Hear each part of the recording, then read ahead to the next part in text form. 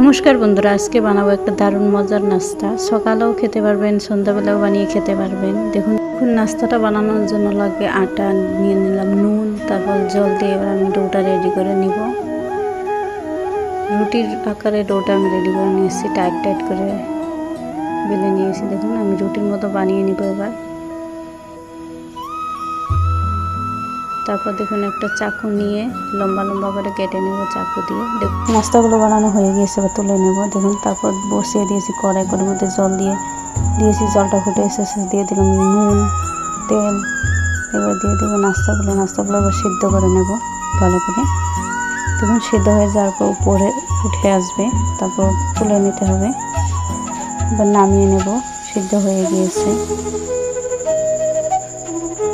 একটা ঝুড়িতে আমি এবার সবকটা নামিয়ে নেব। দেখুন ঝুড়ির মধ্যে নামিয়ে নিলে ভালো, জলগুলো ঝুড়ি পড়ে যায়। তারপর লাগবে আমার পেঁয়াজ কুচি, টমেটো কুচি, আদা কুচি, লঙ্কা কুচি। তারপর কড়াই বসিয়ে কড়াইয়ের মধ্যে দিয়ে দিলাম তেল।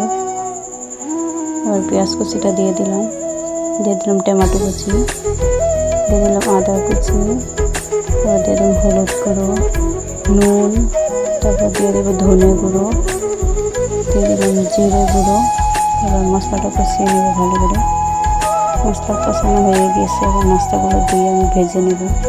কটা নাস্তা আমি দিয়ে দিলাম, তারপর 6 থেকে 7 মিনিট ভেজে নিলেই আমার নাস্তা রেডি হয়ে যাবে। দেখুন আমি ভেজে নিচ্ছি ভালো করে। দেখুন বন্ধুরা আমার নাস্তাটা ভাজা হয়ে গিয়েছে প্রায়, আমি এখন নামিয়ে নিয়েছি।